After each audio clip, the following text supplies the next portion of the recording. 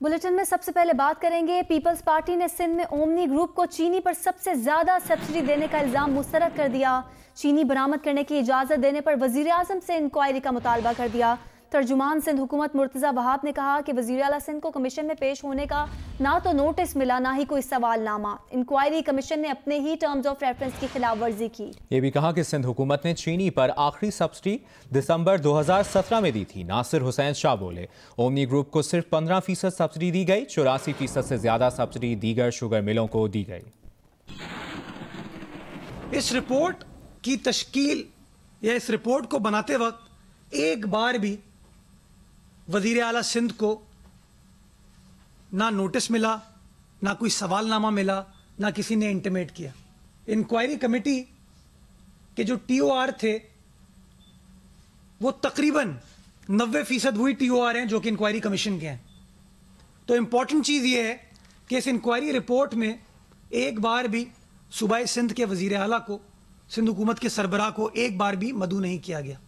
Omni group को वो जो सब्सिडी जो बहुत बड़ा एक पहाड़ बना के सामने पेश किया जा रहा है, तो उस पूरी सब्सिडी की जितनी भी उनकी शुगर मिल्स हैं उनको 15.40% जो है वो सब्सिडी दी गई है। इसका मतलब है कि 84% से ज्यादा सब्सिडी दीगर शुगर मिल्स को दी गई है, जिसमें जो ज्यादा नाम आजकल लिया जा रहा है, नाम वैसे नहीं लेना चाहिए उनका। जबकि PTI के रुकन सिंध असेंबली खुर्रम शेर जमान ने पीपल्स पार्टी की क़यादत से आसिफ अली जरदारी की शुगर मिल्स का हिसाब मांग लिया। कहा, पीपल्स पार्टी के वुज़रा बताएं कि सिंध में पिछले 12 सालों में कितनी शुगर मिलों पर जबरदस्ती कब्जा किया गया। ये भी बताया जाए कि ओमनी ग्रुप की सिंध में कितनी शुगर मिल्स हैं। इनके मिनिस्टर और एडवाइजर ये जरूर बता दें कि आसिफ अली जरदारी साहब की कितनी शुगर मिलें हैं, इनकी जायदाद कितनी है, इनका शुगर मिल पे स्टेक कितना है, ओमनी ग्रुप की कितनी शुगर मिलें हैं, पिछले 12 साल के अंदर कितने लोगों की शुगर मिलें ज़बरदस्ती उनसे कब्ज़ा कर ली गई हैं, उनको डरा धमका के शुगर मिलें ले ली गई, वो ज़रूर बताएं। इनके एडवाइज़र ज़रूर ये बैठ के बताएं कि मोहतरमा शहीद बेनज़ीर भुट्टो साहिबा से शादी करने से पहले आसिफ अली जरदारी साहब की कितनी जायदाद थी और आज उनकी कितनी जायदाद है। पाकिस्तान किसान इत्तेहाद ने वज़ीर आज़म और शुगर इंक्वायरी कमीशन को खिराज तहसीन पेश किया है। पाकिस्तान किसान इत्तेहाद के सदर खालिद महमूद खोखर कहते हैं कि पहली बार किसी ने शुगर माफिया पर कार्रवाई की। माजी में किसी ने इस बहादुरी का मुजाहरा नहीं किया, लेकिन ये सिर्फ एक रिपोर्ट ही नहीं होनी चाहिए, इस पर कार्रवाई भी होनी चाहिए। खालिद खोखर ने कहा कि गुज़श्ता साल 160 से 180 रुपए मन गन्ना बेचा और शुगर मिल्स मालिकान ने अरबों कमाए। शुगर मिल्स मालिकान को हर जगह तहफ़्फ़ुज़ दिया जाता है। कारोबार का मामला है तो जरदारी, जहांगीर तरीन समेत सब एक हैं। काश्तकार के नाम पर टेक्सटाइल और शुगर मिल्स मालिकान सब्सिडी लेते रहे हैं। चीनी की कीमत 1 रुपया बढ़ाने से 50 अरब रुपए का फर्क पड़ता है। काश्तकारों का जो पैसा खाया गया वो वापस किया जाए। तो काश्तकार का हर जगह पे काश्तकार का और एंड कंज्यूमर का इस्तेहसाल हो रहा है।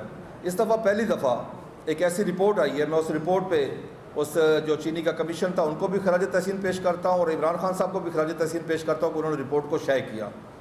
और जिस चीज़ के लिए हम एहतजाज कर रहे थे, पिछले 5 साल से चीख रहे थे, आज वो अल्हम्दुलिल्लाह हमारी तमाम बातें सच साबित हुई हैं कि हमें जो इंडिकेटिव प्राइस से कम रेट मिलता है, हमारे यहाँ कटौती होती है और पेमेंट टाइम पे नहीं होती, वो तमाम बातें वो उस रिपोर्ट में आ चुकी हैं।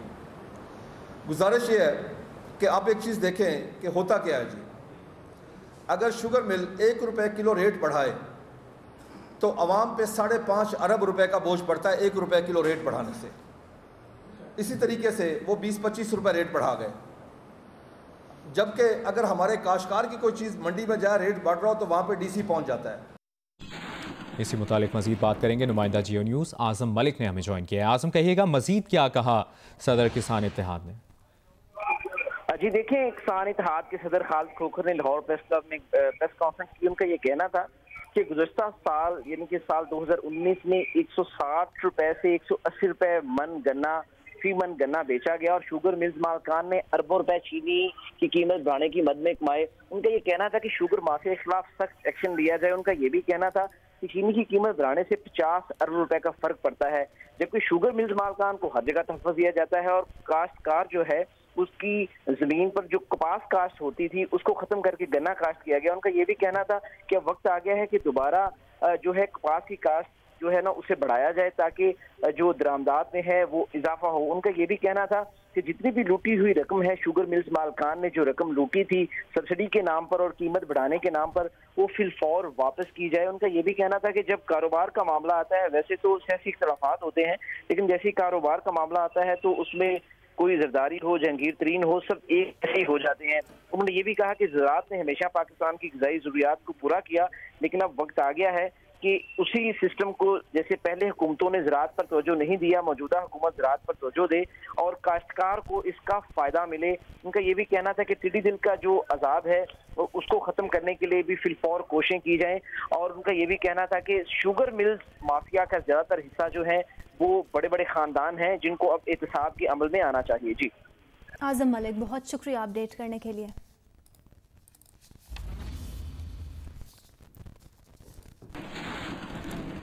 आगे बढ़ते हैं, बताएं आपको कराची में तैयारा हादसे की तहकीकात से मुतालिक तहकीकात में बड़ी पेशरफ्त हुई है। हादसे के 7 दिन बाद तैयारे का कॉकपिट वॉइस रिकॉर्डर मिल गया है, तफ्तीशी बोर्ड के सुपुर्द कर दिया गया। तर्जुमान PIA के मुताबिक तैयारे का कॉकपिट वॉइस रिकॉर्डर मलबे के नीचे से मिला है। वॉइस रिकॉर्डर से तहकीकाती अमल में मदद मिलेगी। तैयारा हादसे के 7वें रोज आज सुबह नए सिरे से कॉकपिट वॉइस रिकॉर्डर की तलाश शुरू की गई थी। एयरबस माहिरीन भी तहकीकात में शरीक हैं, जिन्होंने मुसलसल तीसरे रोज हादसे के मकाम का दौरा किया। हादसे में जाँ बहक 97 अफराद में से 52 की शनाख्त कर ली गई है। 49 मैयतें बुरसा के हवाले कर दी गई हैं।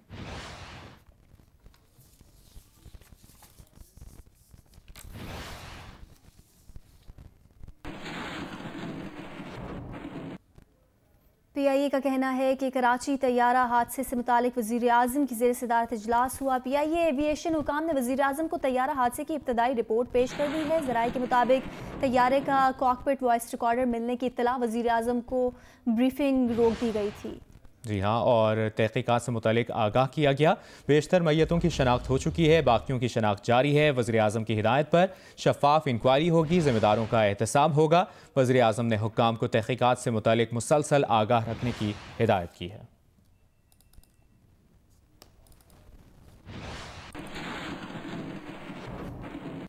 भारत को पाकिस्तान में फंसे अपने शहरियों पर तरस आ ही गया। पाकिस्तान के मुख्तलिफ शहरों में मौजूद 300 भारतीय शहरियों को हफ्ते के रोज वतन वापसी की इजाजत दे दी। 2 दिन बाद भारतीय शहरी वाघा बॉर्डर के जरिए अपने मुल्क रवाना होंगे। पाकिस्तानी हुकाम ने तमाम भारतीय शहरियों को बहिफाजत वाघा बॉर्डर पहुंचाने के लिए तैयारियां मुकम्मल कर ली हैं।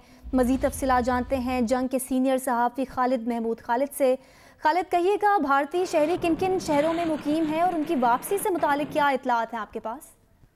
जी, इस वक्त जो पाकिस्तान में भारतीय 300 शहरी मौजूद हैं जो उनको वतन वापस जाने की इजाज़त दे दी है। भारत ने उनको बुला लिया है वहाँ पे, और हफ्ता के रोज़ जो पाक भारत वाघा जो अटारी सरहद है उसको एक बार फिर खसूसी तौर पे खोला जा रहा है, जहाँ से ये 300 भारतीय शहरी अपने मुल्क रवाना होंगे। इन शहरियों में जो पाकिस्तान में ज़ेर तालीम 80 के करीब कश्मीरी शहरी भी शामिल हैं, जो कि लाहौर की मुख्तलिफ तालीमी दरसगाहों में तालीम हासिल कर रहे हैं।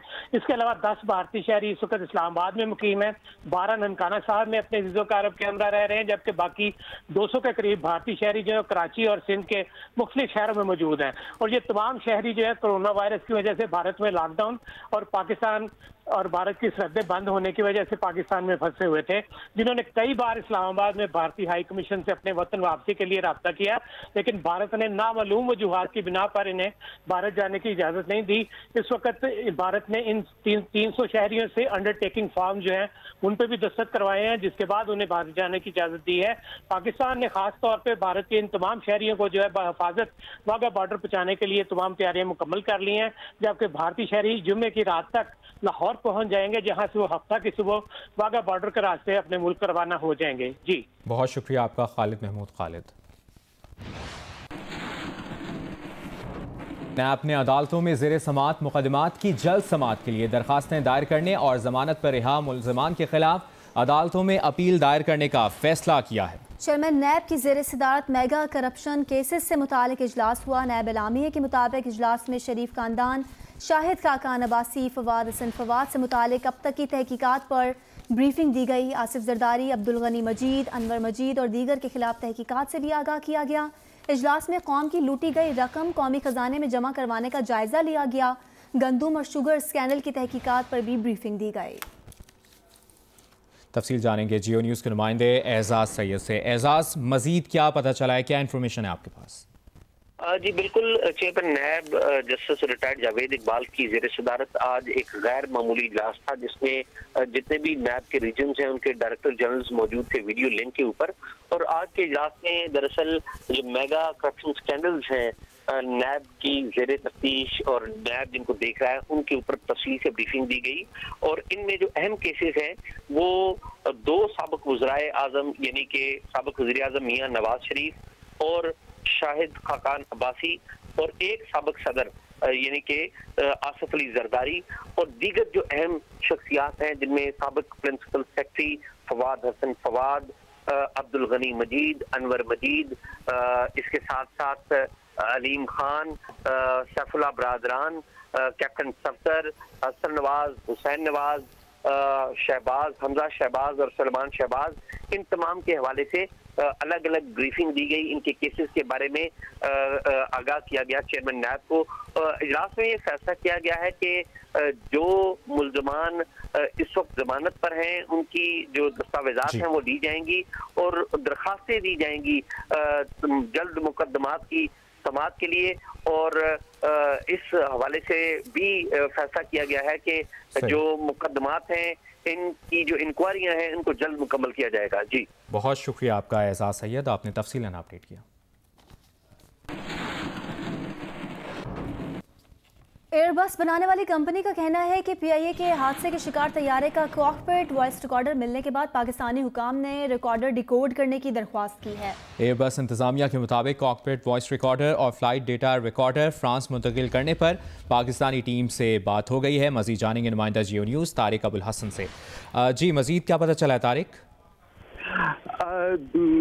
सॉरी मैं आपका सवाल नहीं सुन पाया हूँ। तारिक में हम आपसे जानना चाह रहे हैं कि पाकिस्तानी टीम से बात हो गई है एयरबस इंतजामिया की, क्या बात हुई है, मजीद क्या पेशरफ्त हुई?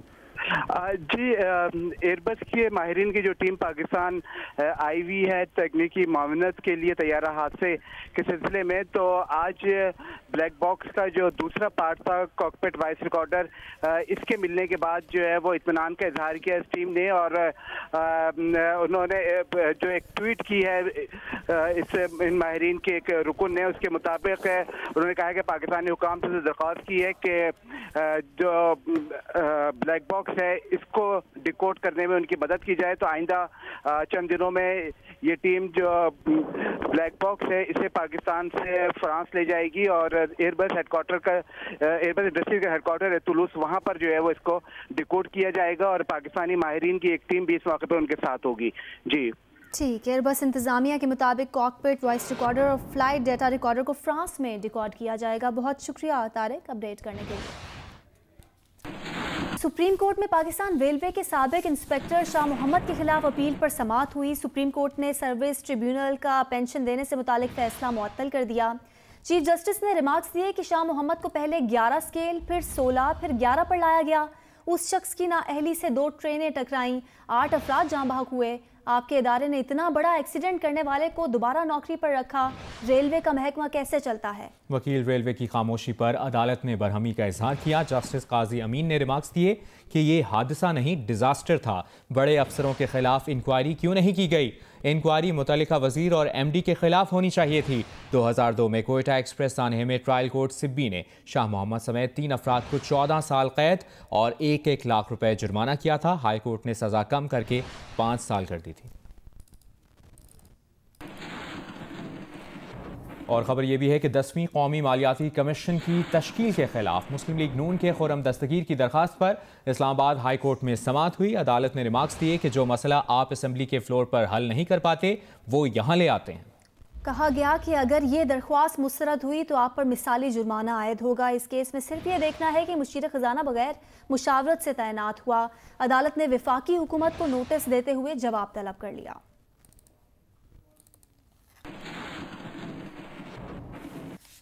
पाकिस्तान को एटमी कुव्वत बने 22 बरस बीत गए। कायदे हिज़्ब इख्तिलाफ शहबाज शरीफ कहते हैं कि 28 मई 1998 को नवाज शरीफ के एटमी धमाकों के फैसले ने भारतीय गुरूर खाक में मिलाया। यौम तकबीर के तारीखी दिन पाकिस्तान इस्लामी दुनिया की पहली जौहरी कुव्वत बनकर उभरा। उस वक्त नवाज शरीफ ने धमकियों की परवाह न करते हुए कायदाना सलाहियतों का मुजाहरा किया। नवाज शरीफ ने फैसला कुन अंदाज में पाकिस्तान के दिफा को नाकाबिल तस्खीर बना दिया। कौमी सलामती के लिए जौहरी सलाहियत नागुज़ीर है। हमारी अगली मंजिल नाकाबिल तस्खीर मईशत है जिसके बगैर कोई कौम अपना मुकम्मल दिफा नहीं कर सकती। मरियम नवाज का भी वालिद को खिराज तहसीन, कहा सलाम नवाज शरीफ।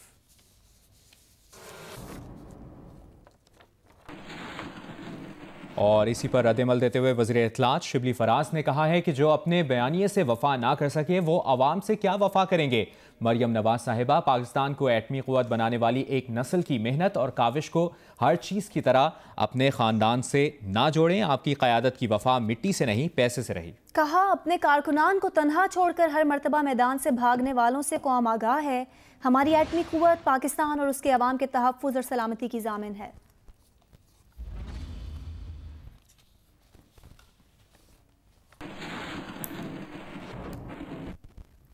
यौम तकबीर पर वज़ीर इत्तलात पंजाब फयाजुल हसन चौहान ने कहा है कि आले शरीफ और नून लीग की जानिब से 28 मई 1996 के एटमी धमाकों का क्रेडिट बेगाने की शादी में अब्दुल्ला दीवाना के मसदाक है।